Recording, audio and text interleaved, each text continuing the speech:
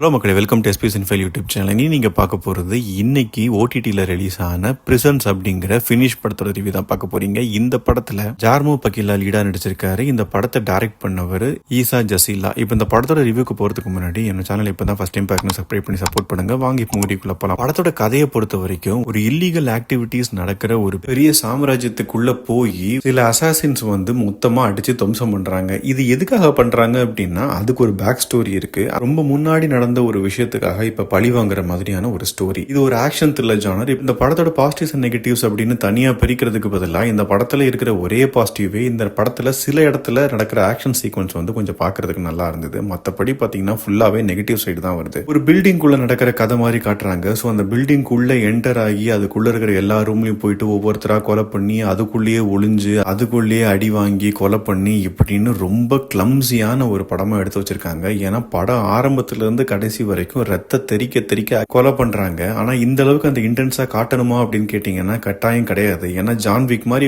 படங்கள்லாம் பாத்தீங்கன்னா அது ஒரு ஸ்டோரியும் இருக்கும் அண்ட் ஆக்ஷனும் பாத்தீங்கன்னா ப்ராப்பர் ஆக்ஷனா இருக்கும். சும்மா கத்தி எடுத்துட்டு குத்திட்டே இருக்க மாட்டாரு. நல்ல ஒரு ஃபைட் இருக்கும், அது பார்க்க ரசிக்கும்படியா இருக்கும். ஆனா இந்த படத்தை பொறுத்த வரைக்கும் ஃபுல்லா ரத்தம் மட்டும் தான் தெரிக்கிறத தவிர வேற எதுவுமே இந்த படத்துல இல்ல. இதுக்கு எதுக்காக பண்றாங்க அப்படிங்கிறதுக்கான ஒரு பேக் ஸ்டோரி இருக்குன்னு சொன்னேன்ல. சோ அந்த பேக் ஸ்டோரியும் பாத்தீங்கன்னா பல நம்ம தமிழ் படங்கள்லயே அது பல வருஷமா யூஸ் பண்ணி சலிச்சு போன ஒரு ஸ்டோரி தான். சோ அதனால அதுலயும் இந்த படத்துல எந்த புதுமையாவும் எதுவுமே இல்ல. சினிமோட்டோகிராஃபி பாத்தீங்கன்னா பல இடங்கள்ல உங்களுக்கு ப்ராப்பரா லைட்டிங்கே இல்லாம ரொம்ப ஒரு டல்லான ஃபீலே கொடுக்குது. கொஞ்சம் ரியலா இருக்கணும் அப்படிங்கிற மாதிரி இவங்க ட்ரை பண்ணிருக்காங்க போல. ஆனா பாக்குற ஆடியன்ஸ்க்கு கொஞ்சமாவது தெரியணும்ல. அதுவே சாட்டிஸ்ஃபை பண்ணாம நிறைய இடங்கள்ல பாத்தீங்கன்னா ரொம்ப டார்க்காவே இருக்குது அந்த சீன்ஸ் எல்லாமே. மொத்தத்துல இந்த படத்தை பத்தி சொல்லணும் அப்படின்னா ரொம்ப ஒரு இன்டென்ஸான ஒரு ஆக்ஷன் மூவி கொடுக்க ட்ரை பண்ணிருக்காரு டைரக்டர். ஆனா ஒரு ப்ராப்பரான ஒரு ஸ்டோரி லைன் இல்ல ஒரு ப்ராப்பரான ஒரு ஆக்ஷன் சீக்வன்ஸ் இருந்தது அப்படின்னா நல்ல படமாவே இருந்திருக்கும். ஆனா என்ன பொறுத்த வரைக்கும் இந்த படம் சுத்தமா ஒரு வேஸ்ட் ஆஃப் டைம் அப்படின்னு நான் சொல்லுவேன். இந்த படம் தமிழ் டப்பிங்லயும் அவைலபிளா இருக்குது. நீங்க இன்கேஸ் இந்த படத்தை பார்த்துட்டீங்க அப்படின்னா உங்க வியூ என்ன அப்படிங்கறத கமெண்ட் செக்ஷன்ல சொல்லுங்க. அடுத்த ரிவ்யூல சந்திக்கிறேன். பாய்.